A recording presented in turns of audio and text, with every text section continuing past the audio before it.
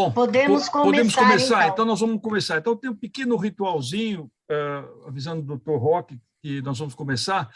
Então, de acordo com nossos antecessores, né, as nossas tertúlias sempre começam com a oração de São Francisco, que é o patrono da nossa academia. Então, eu peço à nossa querida acadêmica Thaís Bizarria que, por gentileza, leia a oração de São Francisco.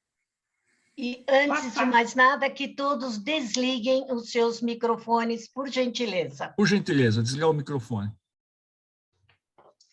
Boa tarde a todos. Oração de São Francisco. Senhor, fazei de mim um instrumento de vossa paz.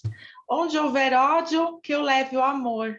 Onde houver ofensa, que eu leve o perdão. Onde houver discórdia, que eu leve a união. Onde houver dúvida, que eu leve a fé. Onde houver erro, que eu leve a verdade. Onde houver desespero, que eu leve a esperança. Onde houver tristeza, que eu leve a alegria. Onde houver trevas, que eu leve a luz. Ó Mestre, fazei que eu procure mais consolar que ser consolado. Compreender que ser compreendido. Amar que ser amado. Pois é dando que se recebe, perdoando que se é perdoado, é morrendo que se vive para a vida eterna. Amém. Amém. Obrigado, Thaís, pela leitura da oração de São Francisco. Em seguida, eu queria compartilhar um pensamento nesse minuto acadêmico, que é um pensamento que eu sempre trago alguma coisa para a gente refletir, e hoje, com muita tristeza, eu vou compartilhar um pensamento da atualidade aqui, mas é realmente com muita tristeza. Eu espero que vocês estejam vendo aí. Ele é um pensamento do nosso Papa atual, o Papa Francisco, né? E ele fala sobre a guerra, né? Nós estamos com uma guerra aí que tem tomado a mídia e que tem destruído um país muito, né? Acabado com a dignidade de um povo. Então, eu vou deixar aqui para a gente refletir sobre essa mensagem do Papa Francisco. Toda a guerra deixa o mundo pior do que o encontrou. A guerra é um fracasso da política e da humanidade. Uma rendição vergonhosa, uma derrota perante as forças do mal. Então, com essas palavras de reflexão, eu dou início à nossa tertúlia, né? Gostaria de saudar a todos vocês, os acadêmicos que estão aqui presentes, o nosso querido membro correspondente acadêmico, o Zaller, que também está em Brasília, né? Saudar a Vanderly, que está aqui pela primeira vez, que seja a primeira de muitas, seja muito bem-vinda, a todos vocês. E queria apresentar, assim, muito rapidamente, mas, assim, de uma maneira muito, também, tentar ser tocante, né? O nosso palestrante de hoje, né? Que, na verdade, ele é um acadêmico, o nosso confrade. Então, o doutor Roque Marques Savioli, ele é médico, ele graduou-se na Faculdade de Ciências Médicas de Santos. Depois dessa graduação, ele fez a sua especialidade, através de concurso, no Instituto de Cardiologia do Hospital das Clínicas. Logo em seguida, ele prestou concurso e entrou no corpo clínico do INCOR. E no INCOR, ele tem trabalhado até hoje, e hoje ele é supervisor da divisão da unidade de cardiogeriatria. O doutor Marcos Savioli também se dedicou à carreira universitária. Nessa grande instituição de ensino, ele fez o seu doutorado em cardiologia e também ele é membro, tem o título de especialista, obviamente, em cardiologia, e ele é membro não somente da Sociedade Brasileira de Cardiologia, como também é membro do Vetusto Instituto Histórico e Geográfico de São Paulo. Ele participou de inúmeros congressos, ministrou inúmeras aulas, conferências, né, ganhou diversos prêmios, entre eles o prêmio Professor Inácio Chaves, da Sociedade Internacional de Cardiologia, em Porto Rico, ganhou o Prêmio Sandoz de Hipertensão Arterial em Cardiologia, ganhou o reconhecimento como mérito profissional em ciências, mérito histórico-cultural, em literatura, e esses 3 da Academia Brasileira de Arte, Cultura e História. Dr. Roque Savioli, ele tem diversas obras publicadas, eu vou dizer aqui apenas alguns títulos. Ele tem, uma das primeiras dele é Milagres que a Medicina Não Contou, Depressão, Onde Está Deus, Curando Corações, Um Coração Saudável, Fronteiras da Fé e da Ciência, Médico, Graças a Deus, Não Entre em Pânico, Envelhecer com Deus, Depressão, Um Sinal de Esperança, Uma Dor Sem Nome e Segredos de um Consultório. Algumas de suas obras foram traduzidas para os outros idiomas, particularmente o francês, e eu queria ressaltar particularmente uma obra dele, que é intitulado O Coração de Mulher, Um Coração de Mulher, que foi publicado em 2011, e teve uma nova edição agora, esse ano, que eu já tive a grata alegria de ler essa obra. E eu queria salientar nessa obra, Dr. Roque, que muito me emocionou a parte final da obra. A parte inicial é mais uma parte técnica voltada para leigos, principalmente para a mulher, né? Mas a parte final o senhor apresenta uns 5 depoimentos, uns 5 exemplos de mulheres assim de fibra, né? Que são exemplos para outras, né? Queria citar aqui a Dona Nazaré, que foi a mãe do Padre Léo, que foi alguém que o senhor conheceu muito, que o senhor cuidou dele, e morreu jovem também. Queria salientar aqui a sua mãe, a Dona Nice, né? Muito comovente o depoimento que o senhor menciona no livro, e de uma maneira muito particular, assinalar aqui o depoimento da Dona Ida, que foi a sua sogra, né? E o que me chamou muito a atenção nesse depoimento da Dona Ida é que eu tive a grata alegria de reencontrar nesse depoimento o nosso antigo confrade, que faleceu há pouco tempo, há alguns anos, e foi o Dom Antônio Maria Mucciolo, que o senhor cita nesse livro, e que ele foi uma bênção para a sua sogra. Parabéns por mais essa obra e pela sua vida. Dr. Roque Savioli, ele concilia ciência, particularmente medicina, e espiritualidade, né? Algo que, há um tempo atrás, não muitos anos atrás, era, digamos assim, de uma certa forma, entre aspas, até vergonhoso para o médico, né? Para um cientista dizer que ele é crente, que ele acredita no ser superior.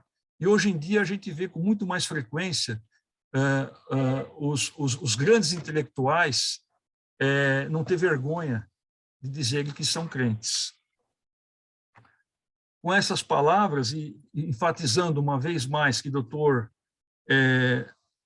Roque Marcos Savioli é o terceiro ocupante da cadeira 34 da nossa querida Academia Cristã de Letras, que tem por patrono o padre Antônio Diogo Feijó.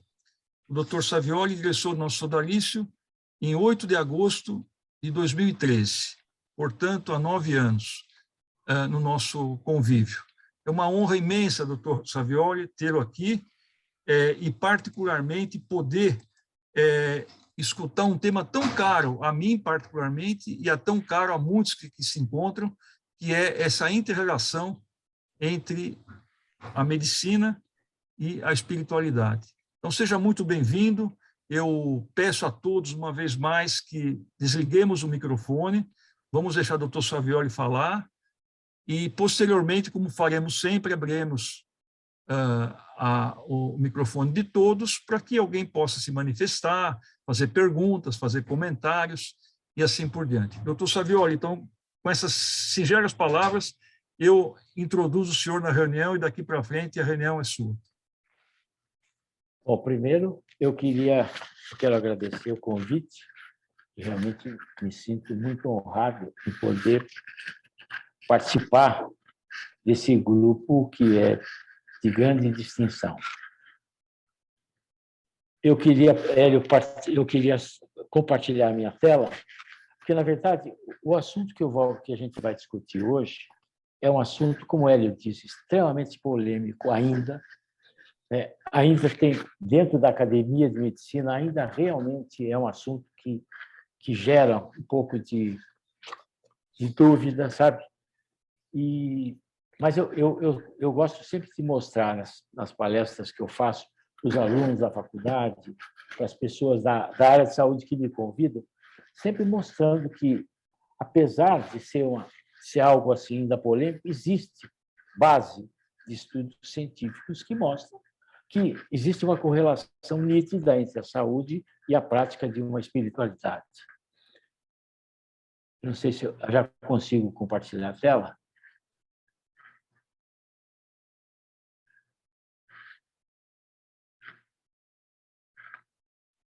Não sei se vocês estão vendo a minha tela.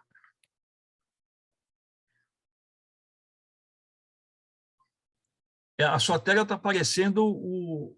Agora sim, acho que vai compartilhar. Isso, está compartilhando agora. Foi. Tá, espiritualidade e medicina juntas outra vez. Então, veja só. O ser humano é um ser tridimensional. Nós temos uma dimensão espiritual, uma dimensão física e uma dimensão psíquica. E essas três dimensões, elas têm que estar em sincronismo.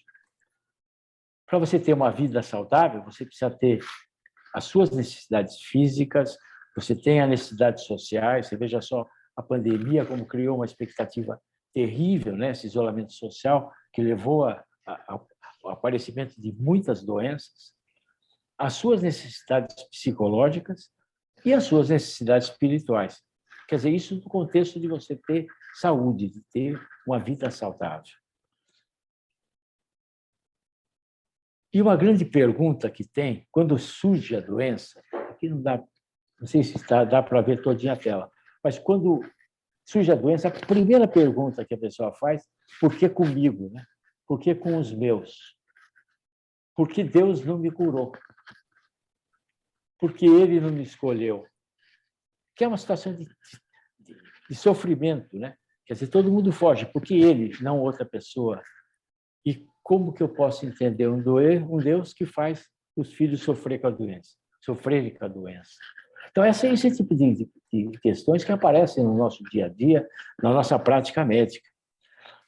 E as respostas para isso são absolutamente duvidosas. Não existe uma resposta para tudo isso.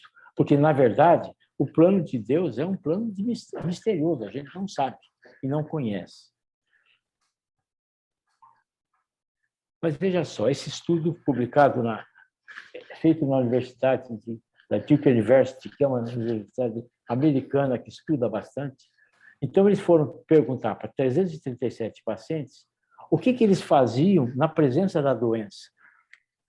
E que 40% respondeu dizendo que a religião era um fator muito importante para você lutar, para você enfrentar a doença.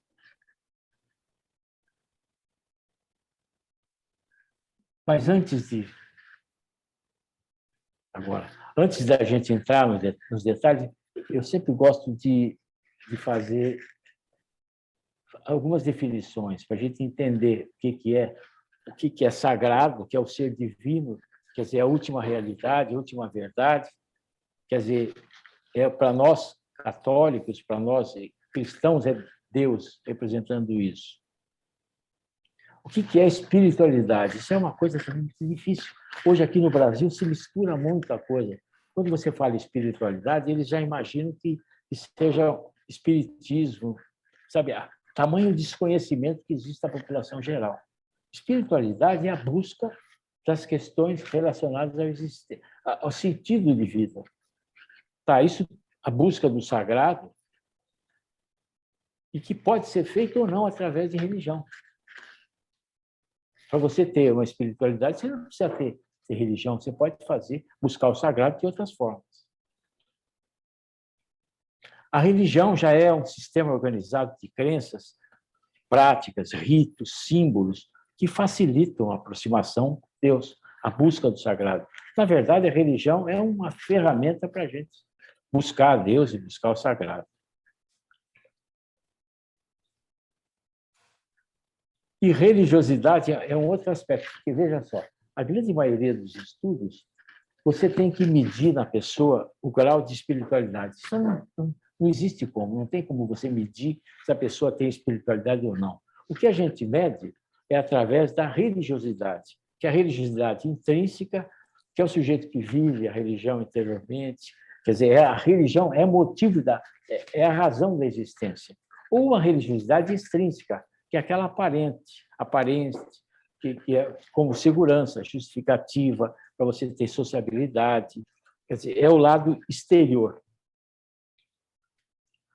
Mas essa é a pergunta que sempre me fazem, sabe, e que eu sempre questiono, né?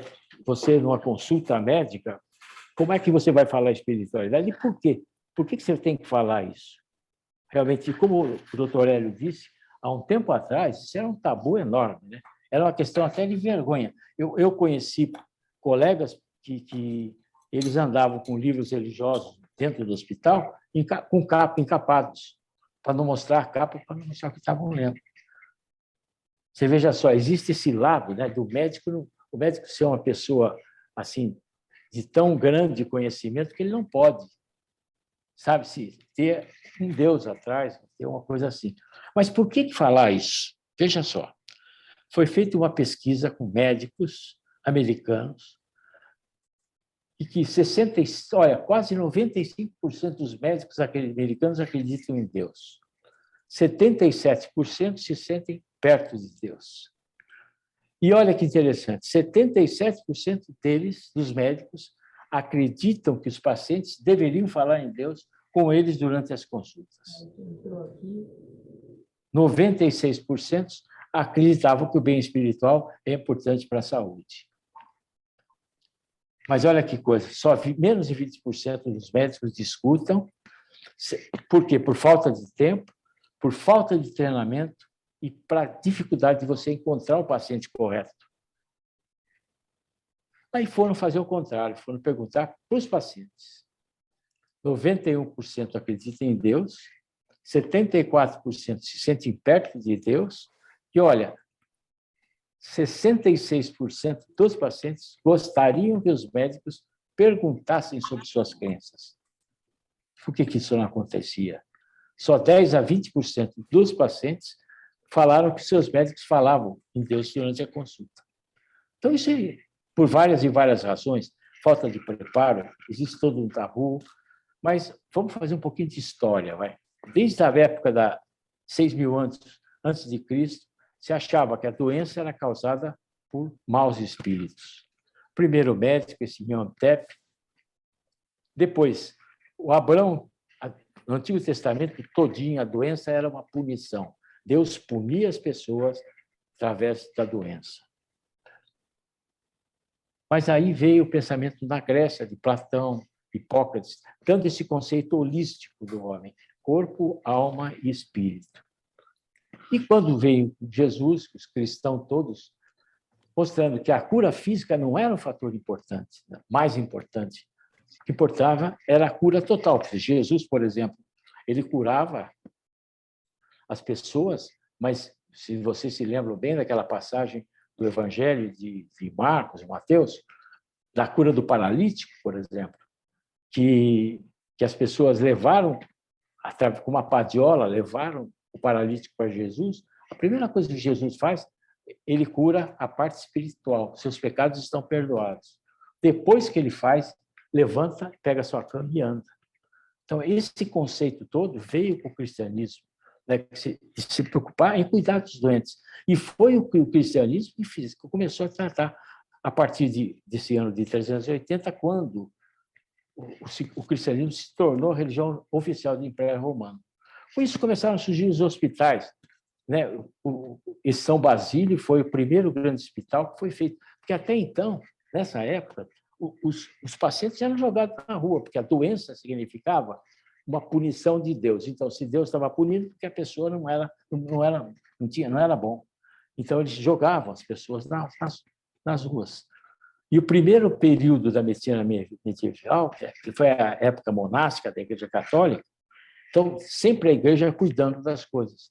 E uma coisa interessante, porque o médico e o padre era a única pessoa. E até hoje, em Portugal, né, se fala que o cura, né, chamava o cura o padre, mostrando que realmente existia essa relação. Mas aí veio toda a época do iluminismo, né, com Lutero, com a Reforma Protestante, Voltaire, dizendo que mais importante era você que era dentro de você que estava toda a razão. E com isso começou a se separar a religião. A religião e a medicina se separaram. Mas aí vieram Darwin, Freud, Jung, que foram pessoas que realmente tentaram tornar a religião algo assim até não saudável, né? Jung, o próprio Freud dizia que era uma doença, que a religião em si era uma doença psíquica. Mas aí começaram a surgir os movimentos católicos, né, os movimentos cristãos. Depois do Concílio Vaticano II, o que aconteceu? Que começaram a acontecer reuniões onde começaram a ocorrer curas.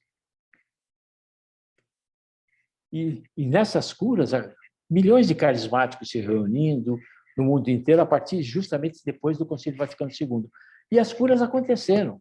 Isso fez com que toda a classe científica ficasse atenta a isso que estava acontecendo. E até que João Paulo II, em 1992, ele já resolveu a história toda com Galileu, quer dizer, que mostrava que Galileu não era nada complicado, não é?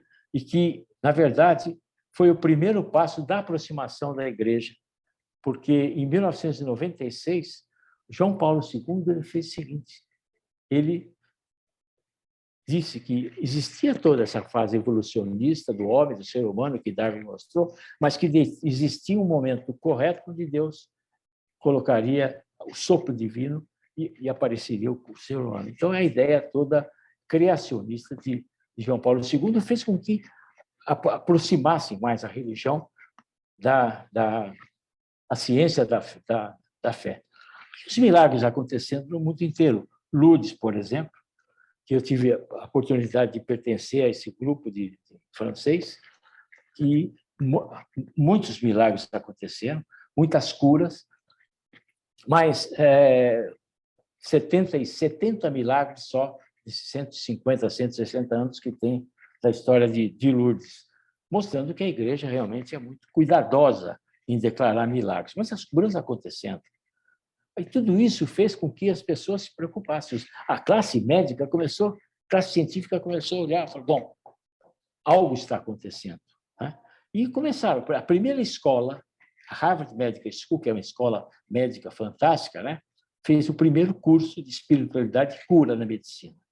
É um curso anual, desde 95, para profissionais de saúde no mundo inteiro. E aí vai.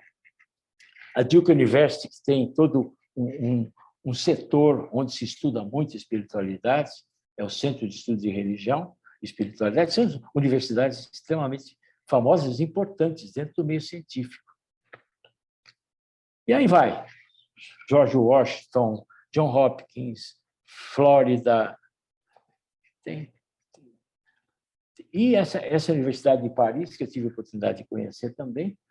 E olha que coisa interessante. Das pessoas que participaram, que estudavam a religião,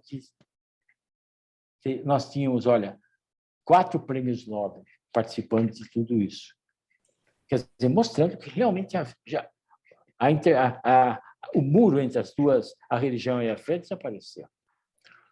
E aí começaram a aparecer milhares de artigos na classe, na mídia leiga, na mídia científica, com vários problemas, vários vieses de metodologia, mas eu vou mostrar rapidinho alguns estudos, olha, que foram publicados, por exemplo, esse estudo feito na Austrália, mostrando que os pacientes precisavam falar de espiritualidade, um estudo sistemático. E que é interessante que essas revistas são revistas que nós, profissionais de saúde, nós abordamos para estudar, para você se fazer sabe, está sempre fazendo seu update na sua vida científica. São essas revistas mesmas que apresentam esses artigos sobre espiritualidade.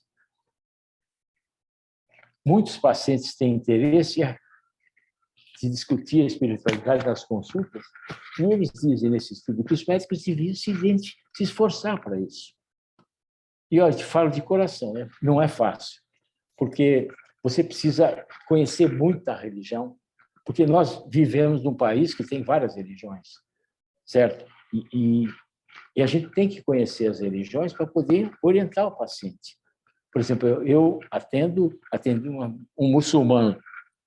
A gente sabe que o muçulmano tem uma época do Ramadã que eles fazem os jejuns durante o dia, desde a nascendo do sol até a hora do pôr do sol, eles ficam em jejum. Então, você tratar uma pessoa com diabetes, você precisa saber essas coisas.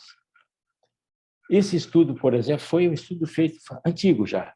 Esse estudo foi feito em 93, mostrando que a mortalidade, a possibilidade de sobrevivência das pessoas que não crentes e dos crentes. Então, mostrando que as pessoas que acreditam que têm religião, eles vivem mais tempo, vivem melhor, sobrevivem mais. Esse é um outro estudo também feito, esse estudo já mais recente, 2011, mostrando a interferência da religião na espiritualidade, na redução da taxa de mortalidade. E olha que interessante, que as pessoas que têm religião, eles compararam como se fosse o consumo de vegetais e frutas e até o uso de estatina, que a gente sabe que os fatores de risco para doenças do coração, um fator que ajuda, que é benéfico, é o consumo de vegetais e frutas, a gente sabe disso. E também existem estudos mostrando que estatina reduz a mortalidade em 20% e 30%. Interessante que esses estudos mostrando que a mesma possibilidade benéfica da religiosidade é a mesma coisa que quando você dá estatina ou faz o indivíduo comer de uma forma boa. Mesmo aqui, ó, esse estudo mais antigo também, pessoas que nunca iam aos cultos religiosos, que ia menos de uma semana ou mais de uma semana. E aqui, a mortalidade. Você vê, o indivíduo que vive mais tempo, aqueles que frequentam mais a religião.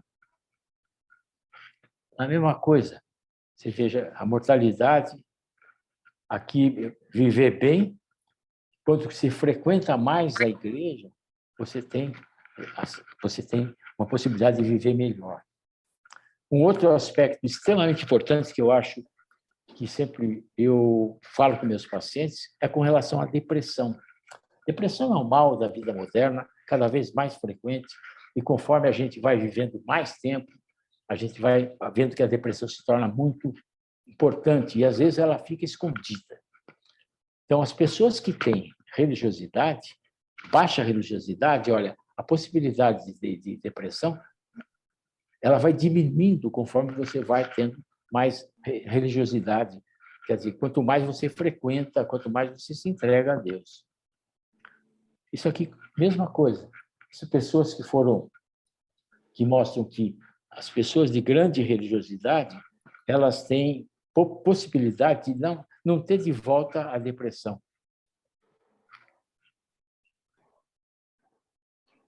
Taxa de suicídio. Suicídio é uma complicação terrível da depressão. A gente sabe que, principalmente nas pessoas de mais idade, sabe, o índice de suicídio é grande, vem aumentando, e nos jovens também. Então, a taxa de suicídio cai conforme as pessoas vão tendo mais religiosidade ou não. Eu vou passar mais rápido. Outro estudo mostrando que realmente existe uma relação entre a religiosidade e fatores de risco. Aqui, fatores de risco para doença cardiovascular. Quanto mais você tem esse tipo de fator de... Quanto mais religiosidade, você tem menor a chance de desenvolver a doença cardiovascular. Agora, é claro, como é que isso pode acontecer, não é? Doentes terminais, esses que são mais, que se envolvem mais ainda. Desculpa, eu vou passar mais rápido, porque... E aí você pode perguntar, bom, por quê? Como é que a espiritualidade pode modificar? Primeiro, fazendo com que você tenha hábitos de vida saudáveis. Tá? Isso, cada dia que passa, a gente vê, e realmente os sacerdotes, os pastores orientam todo o clero, a população toda, os fiéis, para terem uma vida mais saudável. Isso sim, os hábitos de vida saudáveis que a própria religião promove. Mas existe também o lado psicológico, tudo que envolve, que tem sua importância. Uma das coisas que mais são questionadas são as orações de intercessão. E é muito comum, né? O cristão rezar pelo cristão, a gente rezar um pelos outros. Né? E olha só, é sempre a dúvida. Isso aqui é um estudo com o campo eletromagnético do ser humano. A gente tem um campo eletromagnético em volta da gente. E esse campo eletromagnético ele pode se comunicar um com o outro. Pra você ter uma ideia, o campo eletromagnético do coração ele pode ser medido a quase 2 metros de distância. E olha esse estudo. Aqui em cima, vocês vão ver, sujeito A, aqui são medidas do eletroencefalograma. E aqui o sujeito B, o eletrocardiograma. Tá? Você vê que aqui está a imagem reta e aqui tem uma espícula. Quando eles se dão as mãos, olha o que acontece. A atividade elétrica do indivíduo B, ele passa para o indivíduo A. Então, existe essa correlação, existe essa ligação. Quem sabe isso pode explicar as orações de intercessão, né? Tem estudos que foram feitos mostrando que o grupo que tem oração de intercessão à distância, eles têm maior possibilidade de vencer, menos ocorrência de complicações dentro de uma UTI. Esse estudo criou uma polêmica enorme nos Estados Unidos em 1988. Esse estudo da Harvard foi feito da mesma forma. Eles pegaram pessoas dentro de uma UTI e escolhiam, olha, esse grupo a gente vai rezar por eles, esse grupo não vão rezar por eles. E viram que as pessoas que recebiam oração de intercessão à distância tiveram menos complicações.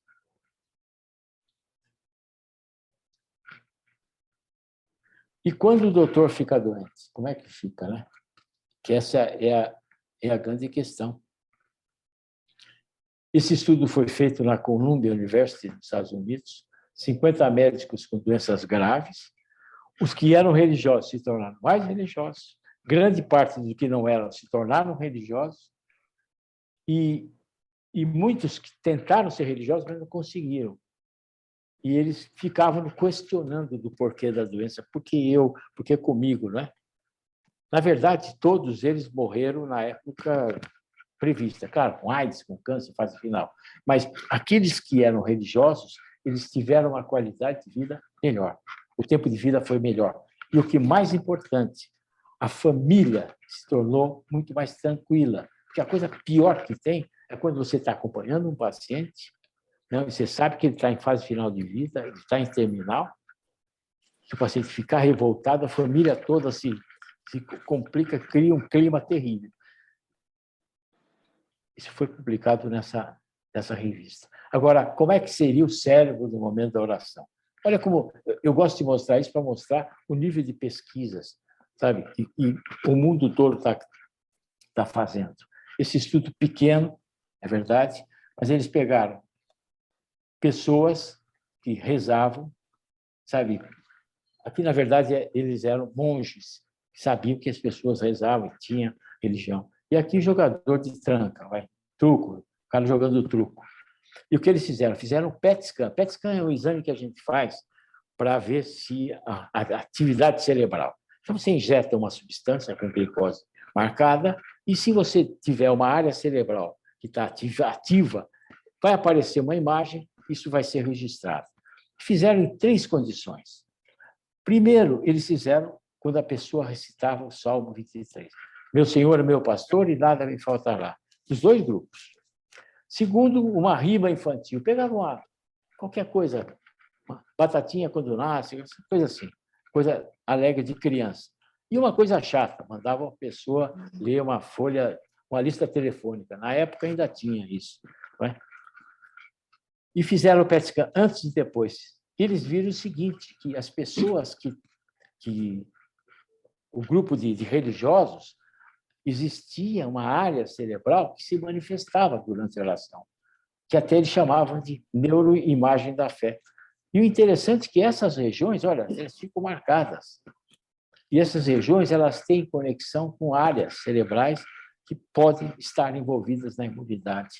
Então, isso até certo ponto explicaria o porquê, né? Por que as pessoas que têm mais religião, que têm uma vida religiosa mais profunda, elas têm menos possibilidade de doenças. E esse estudo muito recente, de 2022, que é uma revisão de vários e vários estudos, mostrando que existe um circuito neurobiológico cerebral que se ativa durante a oração. Esse estudo, muito interessante também, olha, estudantes que assistiam o filme da Madre Teresa de Calcutá e outros que assistiam o filme da Segunda Guerra Mundial. Então, uma situação de amor, de perdão, contra uma situação de horror, de terror. E eles mediram a quantidade de anticorpos que existia na saliva. As pessoas que assistiam o filme da Madre Teresa aumentavam a imunidade, e aqueles que assistiam o programa do Hitler diminuía a imunidade.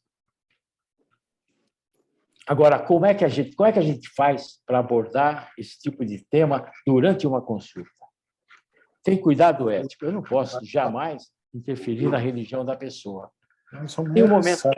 Das coisas aí que veio. Tem um momento. Tem um momento. Acho que tem algum microfone aberto. Tem um momento correto, tem toda uma situação que a gente tem que pensar e tem que analisar. Mas aí a própria clínica, a MAI, ela nos oferece algumas questões que a gente pode conversar com o paciente. É isso que eu uso. Né? Que você, depois que termina a consulta, você chega e pergunta para o paciente, olha, a fé é importante para a sua vida pessoal? Você tem algum tipo de religião ou crença? Se a pessoa fala que não, você para a conversa. Porque eu não posso interferir na vida de ninguém. Se Deus me deu o livre-arbítrio, sabe, de até não acreditar nele, por que eu vou interferir? Então, eu só não posso.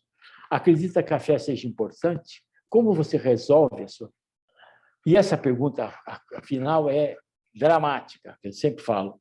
Gostaria de falar sobre religião? Aí que você abre um leque, aí você mostra que realmente a relação médico-paciente se torna muito importante, que o paciente realmente ele abre o coração e começa a falar coisas que nunca falou para ninguém, ele começa a falar para você. São outros tipos que existem de ferramentas de avaliação espiritual. Agora, melhora a relação médico-paciente, aumenta a complacência da doença, aderência ao tratamento, principalmente com relação a essa história de vacinas, e os efeitos negativos da religiosidade. Isso existe. Descontinuidade de tratamento médico. Se Deus vai me curar, por que eu vou tomar remédio?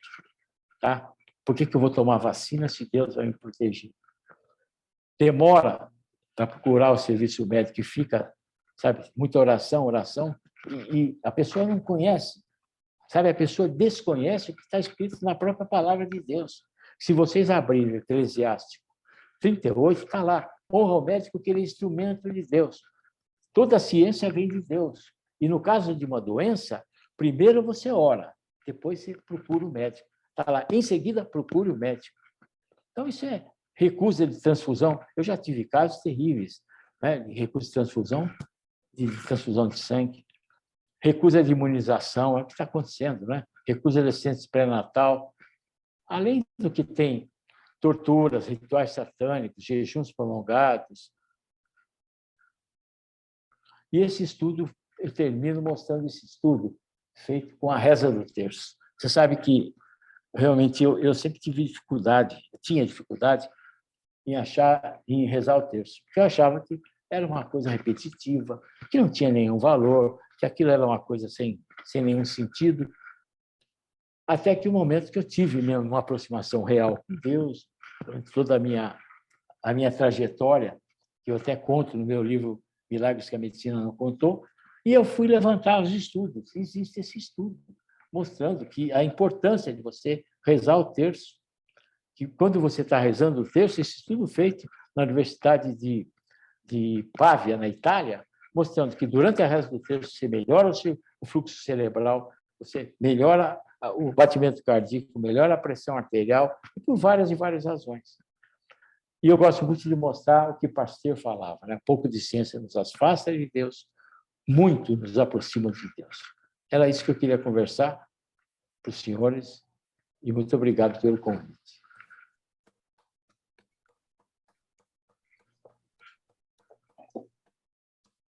Muito bom, doutor Savioli. Eu só pediria ao senhor que agora descompartilhasse a tela. Pois não. Por favor.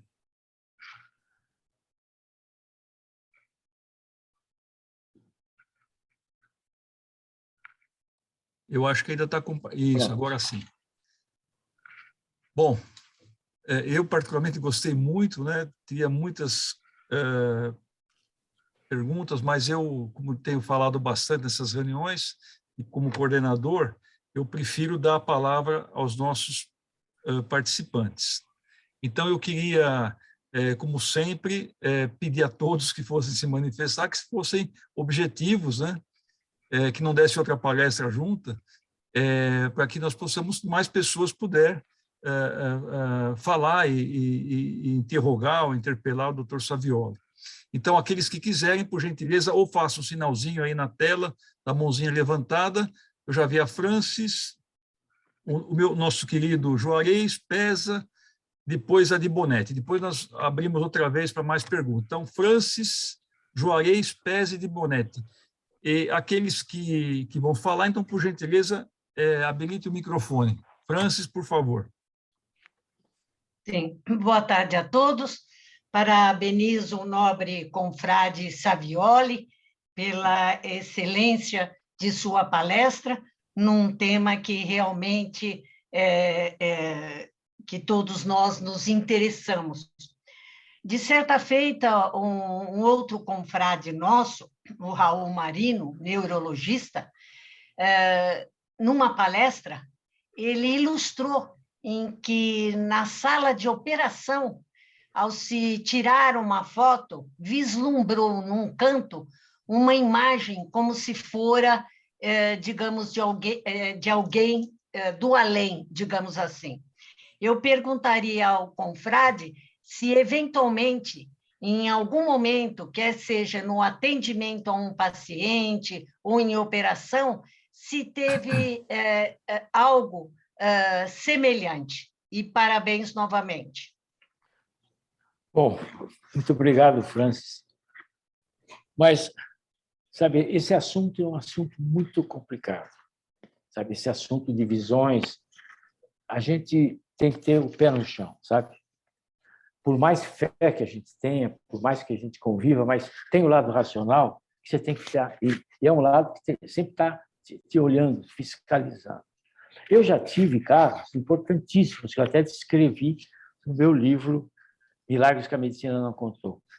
Tá, eu tive o caso de uma pessoa que teve uma situação de quase morte, que ficou 15 dias entubado, 15 dias em coma, e depois ele voltou contando histórias assim, todas que esteve no lugar, sabe, onde tinha um tubo, essa história toda. Agora, existem vários estudos feitos com experiências de quase morte, sabe, essas visões do além e tudo mais.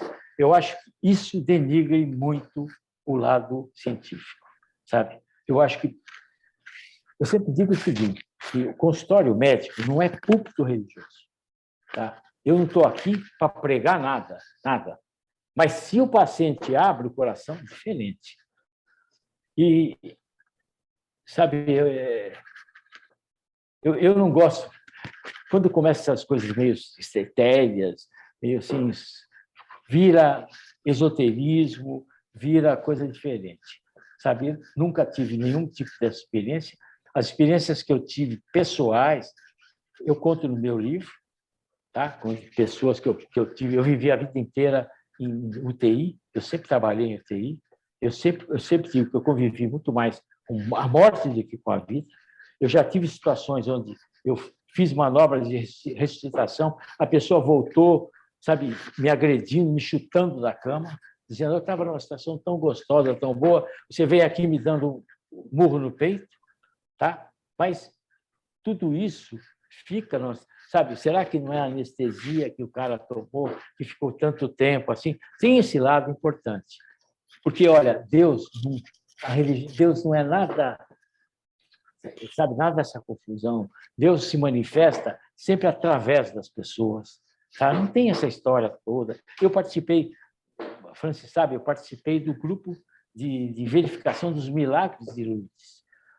Imagina como uma coisa é tão séria que, por exemplo, se eu estou lá em Lourdes, eu me apresento no Birro Medical e falo: olha, eu quero ver como é que acontece. Uma pessoa chega e fala: eu tive uma cura, tive um milagre. A primeira coisa que faz é os médicos que estão ali presentes vão examinar, ver a pessoa, liga para o médico da pessoa, onde ela mora. Então, você analisa. Depois de tudo isso, a pessoa tem que voltar todo ano, durante 5 anos, para depois o médico-chefe do Birro apresentar para uma comissão médica de Paris, que composta por profissionais de médicos, professores de várias universidades. Só depois disso que se pode constatar, não milagre. Médico não pode falar em milagre, a gente fala em cura inexplicável. Milagre depois a religião que faz. E olha, são 70 milagres que tem de Lourdes só. Tá? E tem um prêmio Nobel que acompanhou um milagre, 2, aliás. Teve o prêmio Nobel que foi e agora esse que descobriu a cura do vírus da AIDS, que morreu há pouco, né? Ele também constatou o milagre. Então, eu acho que a prudência é a mais importante, né? Eu acho que nunca, graças a Deus, eu não vi nada do além ainda. Obrigada. Agora, por gentileza, se eu não me engano, foi o Juarez. Boa tarde, doutor Savioli. A sua conferência foi brilhantíssima e veio muito de encontro à expectativa que eu tinha ao ver o seu programa no programa da nossa academia. Eu sou médico também, sou cirurgião plástico, e desde o momento que eu vi a sua conferência, me despertou muito o interesse, que preencheu por inteiro. Então, dos numerosos slides maravilhosos que o senhor nos apresentou, um deles fala aqui, certamente, diante de um sofrimento: por que comigo? Porque Deus me escolheu. E eu me coloco numa situação ao reverso. Eu nunca perguntei a Deus por que ele me escolheu. Agora, eu me sinto escolhido por ele. Eu sou cirurgião plástico. Desde o início da minha especialização, eu dediquei à cirurgia da orelha, à reconstrutora da orelha, uma cirurgia muito difícil, que desafia todas as gerações de cirurgiões plásticos, mas desde que eu comecei a residência, eu tive esse interesse pela cirurgia da orelha. Então, eu nunca perguntei a Deus por que ele me escolheu. Eu sinto que eu fui escolhido por ele. E eu correspondo à escolha que ele fez por mim. Eu não sou o mais dedicado dos médicos, nem dos cirurgiões plásticos, mas a minha dedicação também não é maior que a dos outros, mas eu me sinto agraciado. Quando durante uma cirurgia, mais que eu planejo a cirurgia, encontro uma encruzilhada. Naquela fração de segundo, uma luz chega na minha cabeça. Isso, assim eu convivo. Muito obrigado. Bom, doutor Juarez, parabéns, né? Eu conheço muito bem a carreira sua como cirurgião plástico de fama internacional. E o senhor mostra que realmente a gente nunca pode perguntar o porquê, sim, para quê? Para quê que Deus escolheu? Para continuar uma missão, não é verdade? Agora, é que as pessoas, os pacientes sempre querem encontrar uma resposta para aquilo, sabe? E E sempre coitado, sempre culpado de tudo é Deus, né? Eu me lembro muito bem que um dia uma pessoa chega aqui para mim, uma senhora, e eu disse para ela, olha, você precisa colocar 5 pontos de safena, porque você está toda entupida. A mulher, doutor Juarez, a mulher levantou, queria bater em mim até. Sinceramente, como se eu fosse culpado. Aí, de repente, falei, não, senta aí, não. A senhora está gorda, a senhora está assim, seu colesterol alto, a senhora fuma, não faz exercício e vai dizer que Deus é culpado das suas doenças? Nós somos responsáveis pelas doenças que acontecem com a gente, mesmo as doenças congênitas, né? Deus não quer doença para ninguém, sabe? Deus nos deu uma imunidade total. E nós, profissionais de saúde, nós somos realmente escolhidos por Deus. O senhor tem toda a razão quando o senhor fala isso. Nós somos escolhidos porque nós cuidamos do corpo humano, que é a obra-prima de Deus. Não foi isso?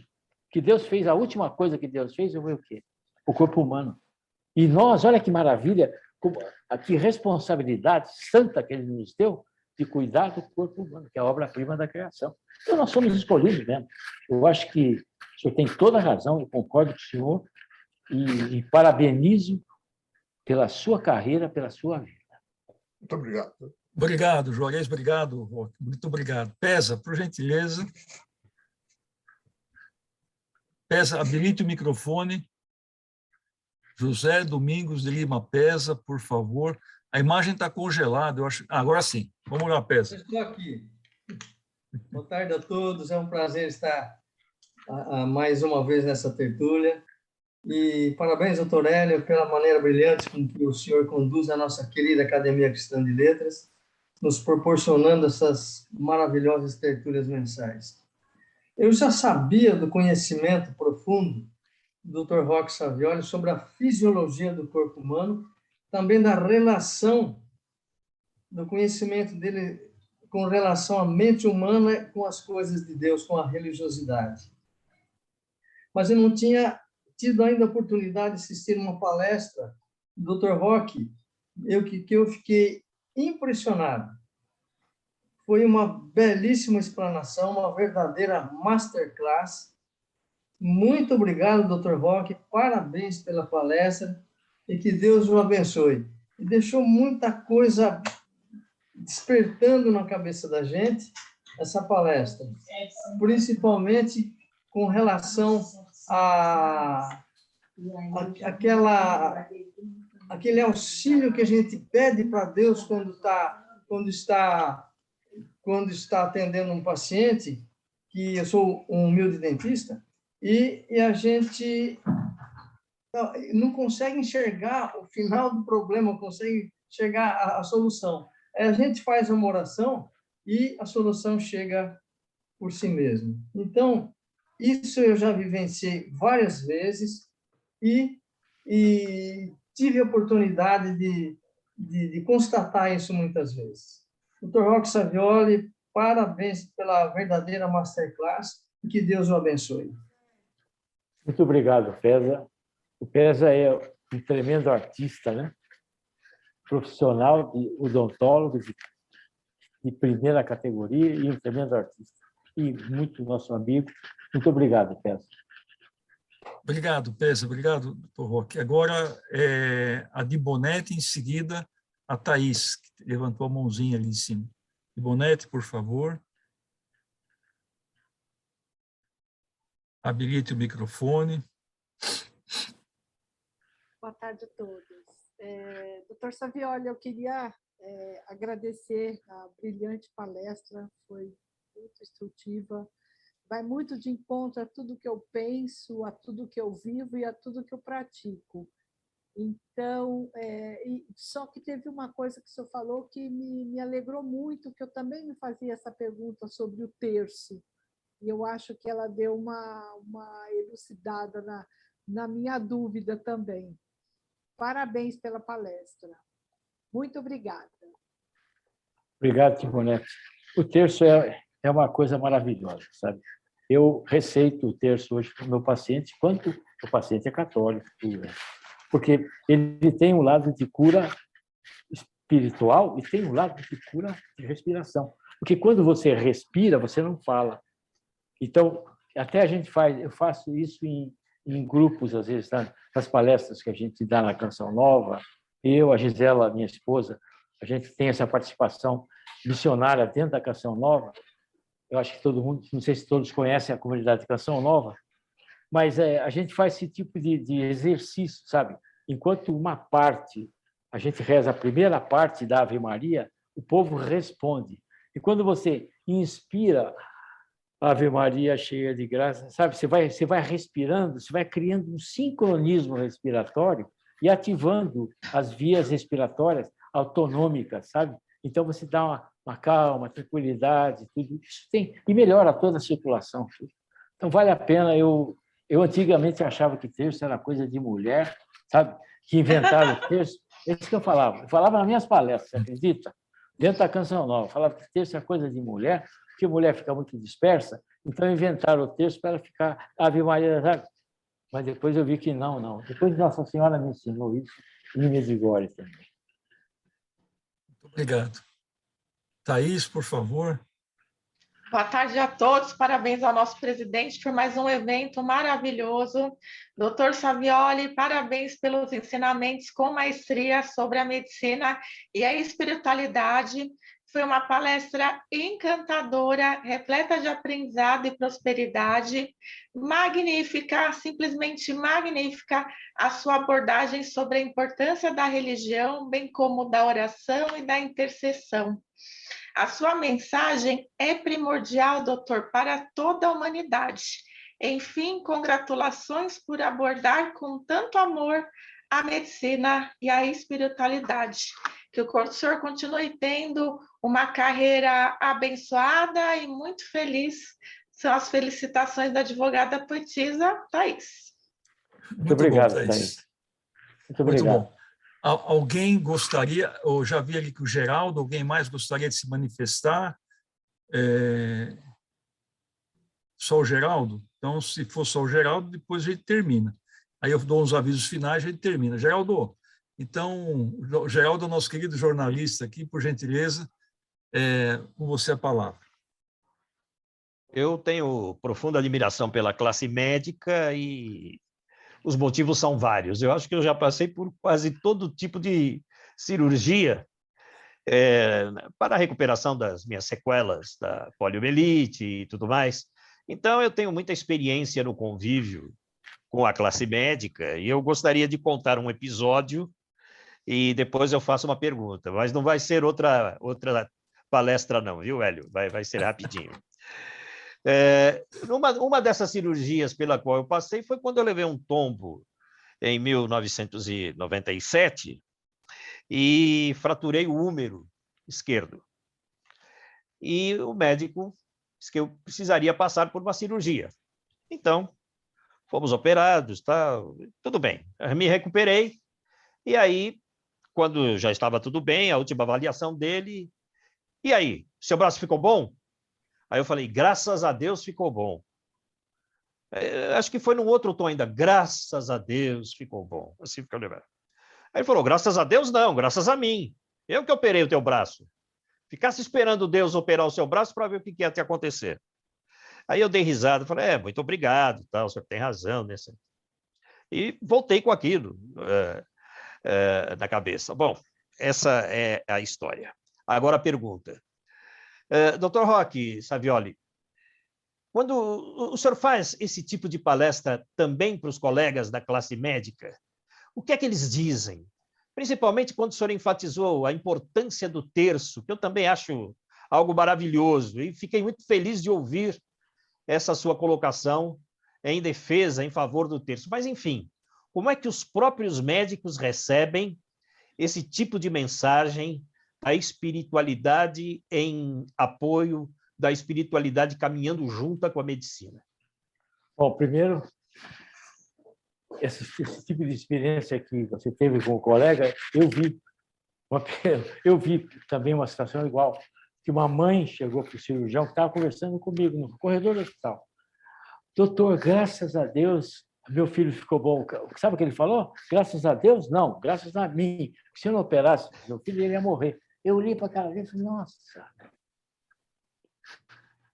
Olha como é que é a vida. Mais tarde, não demorou muito, 2, 3 anos depois, esse cirurgião veio conversar comigo e me pedir para se eu pudesse dar uma orientação, porque a família dele, o filho dele, teve um problema todo lá. Agora, isso acontece mesmo. Agora, eu dou palestra para médicos, sabe? Eu sempre fui convidado, quando eu posso, porque a gente tem uma vida profissional que nos impede, às vezes, de ficar saindo muito. Mas eu sempre o que eu aceito as palestras para médicos, associações médicas que me convidam. E olha, pra você ter uma ideia, uma vez eu fui dar uma palestra na Faculdade de Medicina do ABC.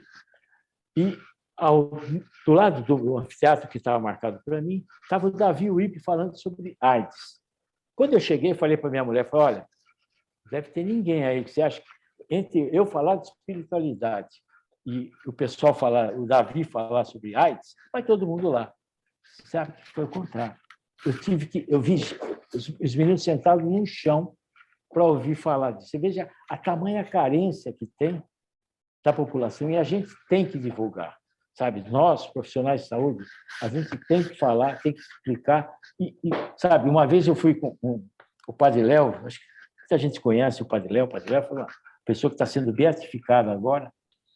O Padre Léo falou no programa de TV, Rede Nacional, ele falou, está aqui, doutor Roque Savelli, o médico sem vergonha.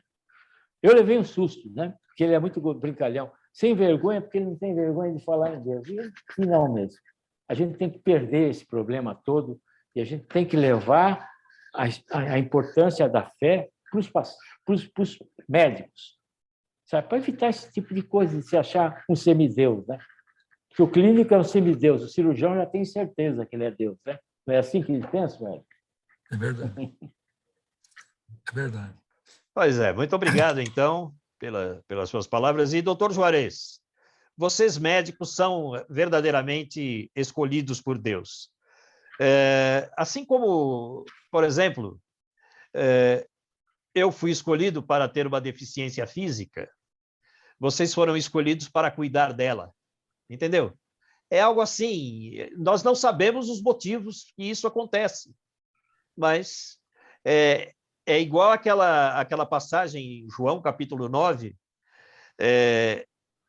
um cego de nascença se aproxima de Jesus e perguntam, quem pecou, ele ou seus pais?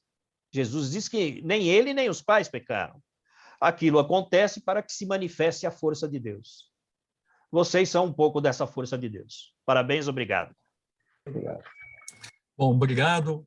Acredito que não tenho mais intervenções. Eu queria fazer a Márcia, por gentileza, Márcia. Habilita o microfone. Boa tarde, ótima palestra, realmente. Uma dúvida, sua opinião sobre estados vegetativos prolongados, em que, às vezes, convênios prolongam a vida. Como que você vê a espiritualidade nesses casos? Os convênios até fazem o contrário, né? Eles reduzem isso. Agora, o estado vegetativo, você não sabe se a pessoa está ouvindo. Tem uma percepção extrasensorial que pode estar acontecendo ali. Eu acho que, em primeiro lugar, você manter uma pessoa em estado vegetativo não é ético, tá? Agora, se a pessoa já está no estado vegetativo, a gente tem que respeitar aquela situação e imaginar que ele pode estar percebendo alguma coisa, ele pode estar sentindo alguma coisa. Eu tenho que respeitar aquilo. Eu também sou absolutamente contra a eutanásia, aqui, por princípio cristão, inclusive. Tudo bem, Márcia? Tá, ok, obrigado. Eu queria fazer uma brincadeira aqui. Quando eu comecei a fazer residência, né, eu soube da história de um cirurgião que abriu um abdômen, abriu um tórax, e falou assim, eu não estou vendo a alma desse paciente. A alma não existe. Todos nós conhecemos aquela célebre frase que foi lançada há 70 anos atrás, quando Yuri Gagarin conquistou o espaço, e disse assim, eu estou aqui no espaço, estou aqui em cima, e não vejo Deus. Onde está Deus? Ele falou isso. Né? Hoje nós estamos numa situação inversa. Né?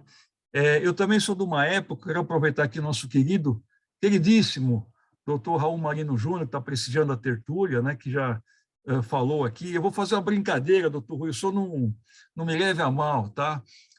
Quando eu fazia residência, os cirurgiões cardíacos eram considerados, e o doutor Savioli é cardiologista, hein? Não é cirurgião, mas é cardiologista. Os cirurgiões cardíacos eram considerados deuses. Estava acima dos médicos. E os neurocirurgiões estavam acima do Deus. Eram mais alto ainda, né? Tamanha, digamos assim, o status que, na época, se tinha aos cirurgiões cardíacos e aos neurocirurgiões, que eram pessoas que tratavam de órgãos extremamente nobres, né? E também queria dar um depoimento aqui. Bressani não, o PESA. Eu, frequentemente, no meio da minha cirurgia, eu frequentemente faço as minhas orações também. Tá? E hoje, se eu me desgastei bastante, como eu falei, em 2 horas, foi porque a cirurgia estava complicada, eu tive que me socorrer desses recursos também, que me ajudaram também à cirurgia. Então, eu não tenho vergonha nenhuma de falar isso, porque eu também sou alguém, como vocês, crente, né? Que acredita em Deus. Eu queria, doutor Savioli, finalizar a nossa apresentação, né? O senhor encantou a todos nós, e o senhor vai receber dentro em breve um pequeno mimo, que é esse certificado aqui de participação, entre tantos que o senhor tem aí acumulado, né, que serviu para enobrecer a gente. Eu até esqueci de falar que o doutor Savioli e sua esposa, eles têm um programa na rádio da Canção Nova, na rádio AM da Canção Nova, para o público leigo, né, intitulado Mais Saúde. Na apresentação dele, eu esqueci esse pequeno detalhe aí, que é muito importante também. Então, eu queria também dizer para vocês que nós estamos em pleno andamento de um edital para preenchimento de 2 vagas na Academia Cristã de Letras. E gostaria de dizer para vocês que as inscrições encerrar-se-ão no dia 30 desse mês. Até a presente data, nós temos 7 candidatos para 2 vagas. Isso significa dizer que 80% dos inscritos não irão galgar a condição de membro titular nesse escrutínio. Porém, eu queria mais uma vez enfatizar que todos os 7 currículos que nós recebemos até agora são, como diz no pugilismo, peso pesado. São pessoas que muito honrariam, nós nos sentiríamos muito honrados em tê-los conosco.